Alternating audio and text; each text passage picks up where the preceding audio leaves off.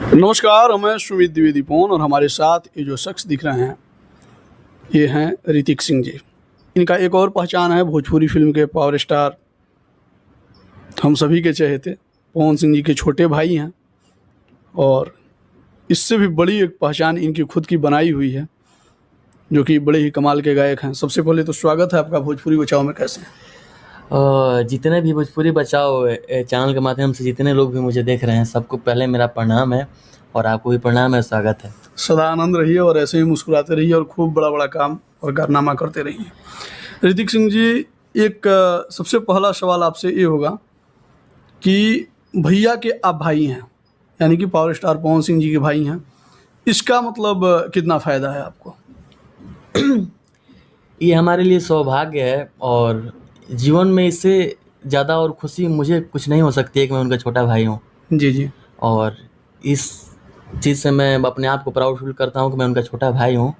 और क्या कहना है। बरगद के इर्द गिर्द कोई दूसरा पेड़ पौधा नहीं पनपता है, लेकिन भोजपुरी इंडस्ट्री में मतलब मान लीजिए कि पावर स्टार पवन सिंह जी जैसा मतलब बरगद, और उन्हीं के घर में, ठीक ना, एक और छोटा बरगद यानी कि ऋतिक सिंह, और एक आपसे भी छोटे भाई हैं सतीश जी। आप लोग बड़ा कमाल के गाते हैं। मतलब ऐसा नहीं लगता है भैया को सुनिए, आपको सुनिए, सतीश को सुनिए, तो मतलब ये नहीं लगता है कि मैं किसी और को सुनी इन तीनों के बाद। मतलब अगर ऑप्शन दिया जाए, option A B C D, तो सी तक तो आप लोगों का बुक रहेगा, डी का मैं जानता नहीं हूँ। इतना मतलब हुनरमंद होने के बाद, इतना हुनरमंद होने के बाद अपने आप को इस इंडस्ट्री में आप कहाँ देख रहे हैं? ये बाबा मैं बता दूं कि जितना आप बोलें जी अभी इस चीज़ का मेरे पास कोई जवाब नहीं है। और सौभाग्य है ये हम तीनों भाइयों का कि हमारे भगवान रूपी ऑडियंस इतना प्यार देते हैं और अपने गोद में बैठा के अपने बच्चे की तरह इतना प्यार देकर और इस जगह पे हम लोग तीनों भाइयों को लेके जा रहे हैं और प्यार मिलता रहा है, तो क्या कहना है। और इस चीज़ में सबसे योगदान और जो भी मैं आज कुछ गा रहा हूँ, हमारे गुरु बड़े पापा हमारे श्री अजीत सिंह, उन्हीं को जी जाता जी। है, जो हम लोग तीनों भाई थोड़ा बहुत गा लेते हैं आप लोगों के आशीर्वाद से। अब तीनों भाई उन्हीं को श्रेय देता है। हाँ। एक सवाल आपसे रहेगा कि एक भाई तो बहुत बड़ा स्टार, ठीक ना, पर फिर आप भी इसी प्रोफेशन में, ऐसा क्यों? मतलब ऐसा क्यों लगता है कि मतलब भाई हैं इस फील्ड में तो बहुत आसान सा फील्ड है, या फिर ऐसा हुनर था अपने अंदर? नहीं, देखिए क्या हुआ, जैसे कि भैया का तो कहना ही नहीं है। बहुत जो भैया के लोग बड़े पापा से जैसे बोलते थे कि एक लड़के को देखिए, किसी को देखिए, बड़ा अच्छा गाता है लड़का, तो सेम सिचुएशन ऐसा ही हम लोग के साथ हुआ। तो जितने भी भाई हमारे घर में बच्चे थे, तो सबका एक मतलब क्लास हुआ। ऐसा कंस्टेंट हुआ? हाँ, कि देखते हैं कि अब इसके बाद कौन से लड़के मतलब इस लाइन में भेजने लायक हैं। तो हम लोग उसमें से 2 लोग सेलेक्ट हुए हैं, एक हमारा छोटा भाई सतीश और मैं। अच्छा, और हम लोगों के फिर क्लास स्टार्ट हुआ, आप लोगों पे मेहनत जारी हो गया। और हम लोग मेहनत कर रहे हैं। अभी तो मेहनत ज़िंदगी भर करना है। अच्छा ऋतिक जी, गाना बजाना तो मतलब जीवन भर होता रहेगा, और जीवन भर आपने यही किया भी है शुरू से, लेकिन गाना बजाना अगर नहीं करते तो ऋतिक सिंह क्या कर रहे होते? बड़ा आपका सवाल कठिन आ रहा है बाबा।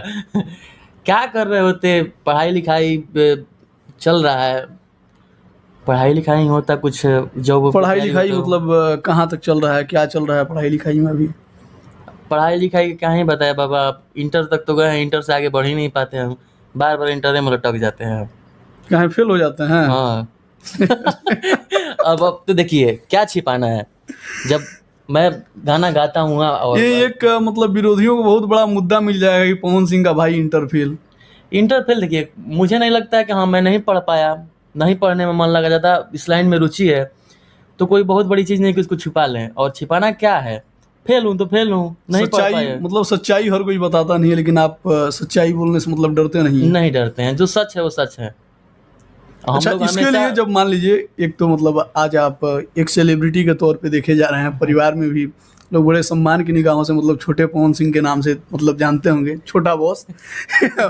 हालांकि मतलब आपके फैंस कहते भी हैं कि छोटा बॉस है ऋतिक सिंह, लेकिन जब पढ़ाई के बाद बात आती है, जब पढ़ाई में आपने मतलब मान लीजिए इंटर फेल हो गए जब आए और रिजल्ट जब आपके घर आया तो घर के लोगों का रिएक्शन क्या था? क्या क्या हुआ कि मैं 2 बार फेल हो चुका हूँ। अच्छा, 2 बार हो चुके हैं। तो पहले मैं एक विषय में फेल हुआ, अच्छा, तो ऐसा लगता था कि चलो कोरोना वोरोना आया है, इस बार देंगे तो क्या जाने भगवान देख देंगे तो निकल जाएंगे। दोबारा पास हो तो जाएंगे। एक बार एग्जाम तो निकल गया, तो उसमें सारा लड़का सब निकल गया, तो मैं सोचा ना कि यार ये तो छूट गया, लेकिन अगले बार नहीं छोड़ना है, कोरोना के सीजन में हो सकता है कि मैं ही पास हो जाऊँ। मतलब कोरोना वाले लहर में हाँ, मतलब बच गए घर पे। हाँ। तो क्या किएंगे, फिर हम एग्जाम दे दिए, अब 2 विषय में फेल हो गए, कहीं अब हम कहाँ क्या करे दादा, अब हम कौन सा मुंह लेके जाएगा घर पे अपने। घर के लोगों ने रिएक्शन नहीं दिया? रिएक्शन थोड़ा सा देखिए, खुद से आदमी को बुरा लगता है कि आदमी नहीं पढ़ पाया, ये तो बहुत मतलब पढ़ना लिखना तो आदमी को चाहिए, नहीं, बिल्कुल। और इस समय में तो देखिए कुछ भी करिए लेकिन पढ़ना लिखना बहुत ज़रूरी है आज के समय में।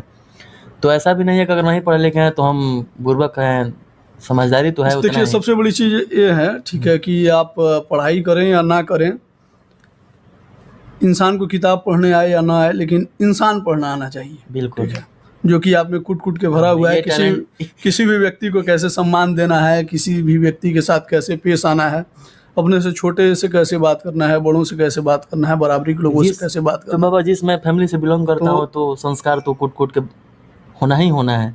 बिल्कुल। और संस्कार ये आजीवन होता रहेगा, और हर किसी का सम्मान आदर करना हम लोग कभी नहीं छोड़ेंगे। अब थोड़ा तीखे सवाल की तरफ बढ़ते हैं। अच्छा, फैंस ये जो था ना कि मतलब अभी इसका बेस मतलब बनाया जा रहा था, मतलब ये भूमिका था जी। लोगों का कहना है कि जो ऋतिक सिंह है, मतलब फैंस का कहना है कि मतलब बड़ा घमंडी, मतलब अपने आप को मतलब प्रतीत होता है, अपने आप को दिखाता है। कुछ लोग मतलब बोलते हैं, सभी फैंस नहीं बोलते हैं, कि बड़ा घमंडी आदमी है। सच्चाई इसमें क्या है?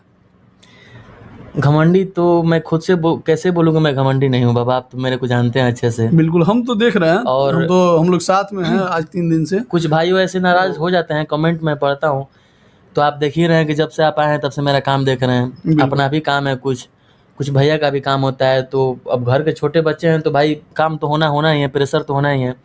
इस बीच में मैं किसी से बात नहीं कर पाया, किसी को कमेंट का रिप्लाई नहीं कर पाया, तो कुछ भाइयों मेरा नाराज हो जाते हैं। तो ऐसा बिल्कुल भी नहीं है, मैं दोनों हाथ जोड़ के क्षमा चाहता हूँ कि मैं बिल्कुल भी घमंडी नहीं हूँ। मैं आप सबका छोटा भाई हूँ और आप सबका प्यार आशीर्वाद को मुझे बहुत ज़रूरत है। अच्छा, पहले एक व्यक्ति थे, ठीक है, जो कि मतलब भोजपुरी इंडस्ट्री के एक बड़े नाम भी हैं बेचारे, ठीक ना, ट्रेंडिंग स्टार खेसारी लाल यादव जी, जो कि हमेशा मतलब बार बार टकराते थे, मतलब पवन भैया से बार बार, मतलब एक ही पवन भैया से आगे, पवन भैया से ऐसे, पवन भैया से वैसे। और यहाँ तक हद तो तब हो गया कि पवन भैया का गाना गा दिए वो खुद। उसके बाद अब देख रहे हैं कि अब पवन भैया को छोड़ के अब उनके टारगेट आप हो चुके हैं। आप भी नहीं, आपका छोटा वाला भाई सतीश हो गया। इस पे क्या कहना चाहेंगे? देखिए बाबा, अभी मैंने अपने पेज पे पोस्ट भी डाला था, एक मेरा छोटा भाई गाना आया था, और सहीना लड़की की डिमांड होला, जिला आरा का लड़का ब्रांड होला। तो देखिए, हम आपसे पहले भी बोले हैं और आप अच्छे से जानते हैं कि सच्चाई बोलने में क्या जाती है। अगर मेरा छोटा भाई है, अगर वो गलत है तो गलत है, सही है तो सही कहने में क्या जाता है। बिल्कुल बिल्कुल। सबसे पहले गाना उसी का आया था, ये कोई गाना वायरल नहीं है। कोई अगर हमको दिखा दे कि ये वायरल गाना है तो अपने आप को गलत साबित करके और अपने पेज पे पोस्ट कर दूंगा कि आप गलत हैं। ये कहीं का वायरल मैटर नहीं था। इस गाने को लिखे थे हमारे बहुत ही अच्छे भाई सूरज सिंह नाम है, आरा कहीं है। तो उनसे मैंने कल फ़ोन पे भी बात किया कि भाई ये वायरल मैटर है क्या? तो नहीं भैया, मैंने खुद से इस गाने को लिखा है। उसके बाद ये गाना मैंने काफ़ी सारे लोगों ने गाया, तो मैंने बोला कि लोगों से तो कोई प्रॉब्लम नहीं है, क्योंकि देखिए एक छोटे कलाकार अगर छोटे कलाकार के गाना गा के अगर वो आगे बढ़ता है तो उसमें खुशी है। लेकिन अगर कोई बड़ा स्टार अगर छोटे कलाकार का गाना गा दे, ये हमारे लिए बहुत दुख की बात है। जी जी। अच्छा, मतलब पहले विरोधियों के टारगेट जो हुआ करते थे, पवन भैया हुआ करते थे, ठीक है, इन दिनों भी हैं, लेकिन ज़्यादा असर नहीं कर पाता है, भैया उन लोगों पे ध्यान भी नहीं देते हैं। लेकिन उनके साथ साथ मतलब विरोधियों के निशाने पे मतलब बड़ा मतलब तगड़े तरीके से आप हैं। कैसे झेल पा रहे हैं ये सब? देखिए, झेलना क्या है, देखिए हम हमेशा सच बोलते हैं और सच बोलते रहूँगा, मुझे कोई फ़र्क नहीं पड़ता है। और अब विरोध हो या सपोर्ट हो, उस चीज़ को मैं क्या बोलूँ, कुछ भाई ऐसे भी हैं जो चीज़ को समझते हैं कि नहीं, अगर ऋतिक सच बोल रहा है तो उसके साथ दो। कुछ भाई नहीं समझते हैं तो अपने बेचारे अपने गाली गलौज कमेंट में करते हैं, तो मैं किसी का रिप्लाई नहीं करता हूँ। और सब हमारे प्यारे हैं। और लेकिन एक बात आप लोगों से सबसे बोलना चाहूँगा कि हमेशा सच का साथ दीजिए आप लोग, और सच का साथ दीजिएगा तो ताकि हमारी भोजपुरी और ज़्यादा अच्छा होगा। जब भोजपुरी इंडस्ट्री में है तो खेसारी जी को आप जानते भी होंगे। और खेसारी जी एक बार लाइव आए हुए थे और लाइव में एक स्टेटमेंट दे गए कि बड़का गायक हैं और अगर चाहते हैं आप, ठीक ना, तो क्यों नहीं, अगर आप बनाते ही हैं तो अपने भाइयों को क्यों नहीं बना दे रहे हैं। आपके परिवार में भी बच्चे गाते हैं, तो उनके परिवार के शायद वो 2 बच्चे आप ही हैं, आप ही में से कोई होगा। तो आप इस स्टेटमेंट में, मतलब भैया ने तो अब तक कुछ नहीं बोला, लेकिन आप क्या बोलना चाहते हैं? देखिए, इस स्टेटमेंट पे मेरा बोलना मूर्खता है। अगर इस स्टेटमेंट का मैं जवाब देता हूँ ना तो मैं मूर्ख हो गया। इसलिए नहीं देना चाहता हूँ कि आदमी किसी के बनाने से कोई स्टार नहीं बनता है।